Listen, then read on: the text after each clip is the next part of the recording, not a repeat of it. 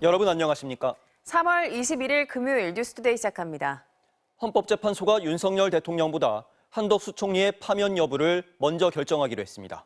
3월 24일 다음 주 월요일 오전 10시로 선고 기일을 잡았는데요. 현재는 윤 대통령 선고기일 발표는 이번 주에는 없다고 못 박았습니다. 김상훈 기자입니다.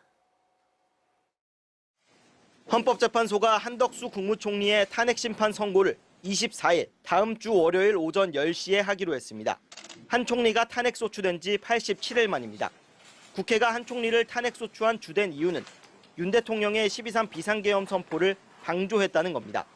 지난달 한 차례만으로 마무리된 탄핵심판 변론에 직접 출석한 한 총리는 계엄 방조는 인정할 수 없다고 항변했습니다. 윤 대통령의 계엄 선포 계획을 듣자마자 반대 의견을 개진했다는 겁니다.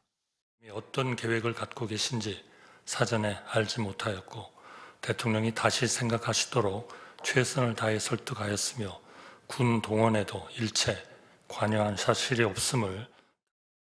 계엄 전 국무회의에 대해서는 갑작스레 소집이 통지되고 5분 만에 마무리돼 충분히 심의할 여유가 없었다고 했습니다. 헌재는 한 총리의 파면 여부를 결정하면서 12.3 비상계엄의 위헌 위법성에 대한 첫 판단을 내놓을 걸로 보입니다. 이어질 윤 대통령 탄핵 선고에 대한 가늠자가 될 거라는 전망도 나옵니다. 헌재가 한 총리 사건에서 비상계엄의 위헌 위법성을 인정하면 윤 대통령 사건에서도 같은 판단이 유지될 가능성이 높기 때문입니다.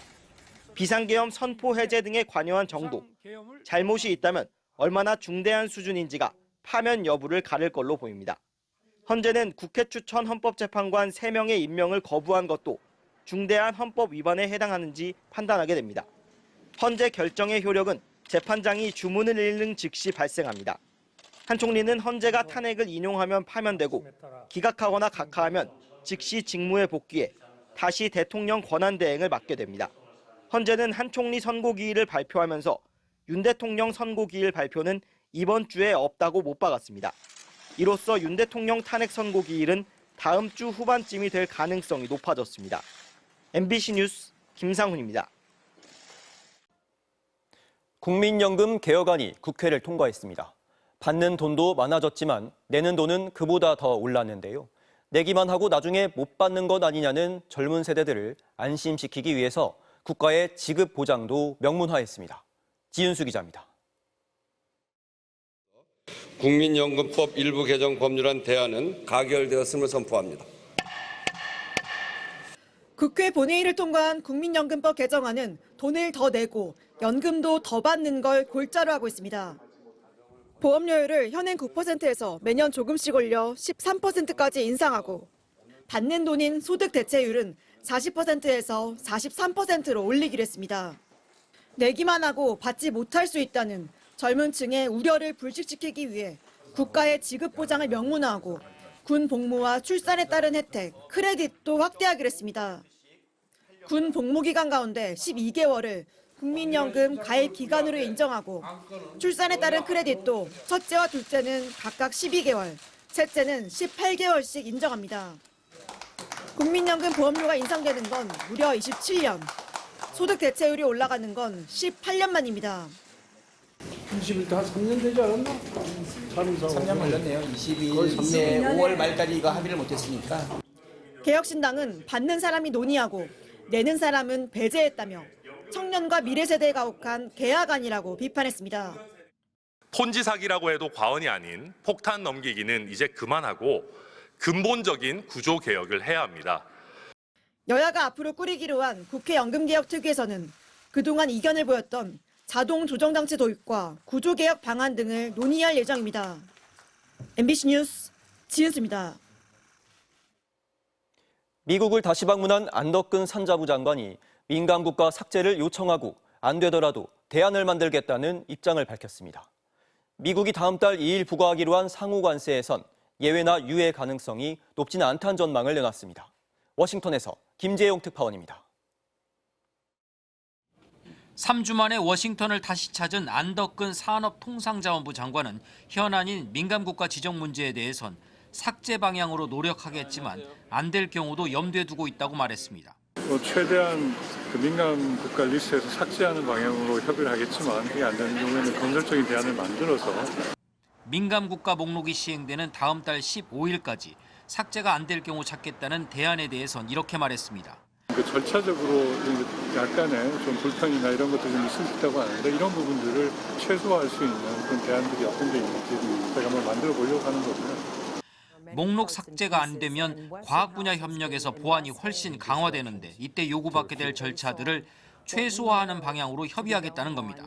민감국가 지정 배경에 여권을 중심으로 한 핵 무장론이 있는 게 아니냐는 질문엔 거듭 그렇지 않다고 부인했습니다. 지금 미국의 공식적인 설명은 그런 거하고 관계 없는 걸로 되어 있습니다. 최대 현안인 다음 달 2일 상호관세 부과에서 예외나 유예가 될 가능성은 사실상 높지 않다는 취지로 말했습니다. 어떤 특정 국가에 대해서 예외를 한다거나 유예한다는 부분들이 많지는 않습니다. 미국의 관세를 많이 부과한다고 주장하며 미국 재무장관이 만들어낸 표현인 더티 15, 즉 지저분한 15개 국가에 한국이 들어갈 가능성에 대해선 즉답을 피했습니다.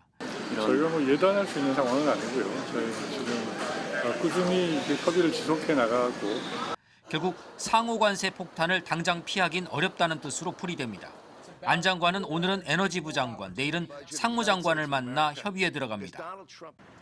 안 장관은 관세 문제는 단판 승부가 아니고 트럼프 정부 임기 내내 교역의 틀을 계속 만들어가야 하는 과정이라고 말해 사실상 한미 FTA 재개정을 염두에 두고 있음을 시사했습니다. 워싱턴에서 MBC 뉴스 김재용입니다. 러시아와 우크라이나가 다음 주 미국과 각각 만나 회담을 진행하기로 했습니다. 우크라이나 전쟁 휴전 협상이 본격적으로 논의될 것으로 보이는데 벌써부터 치열한 기싸움이 벌어지고 있습니다. 이준범 기자입니다. 러시아와 우크라이나, 미국이 현지 시간 24일 사우디아라비아 리야드에서 모입니다. 트럼프 미국 대통령과 푸틴 러시아 대통령이 지난 18일 부분 휴전에 합의하면서 전면 휴전을 위한 기술적 협상에 나서겠다고 발표한 데 따른 후속 조치입니다.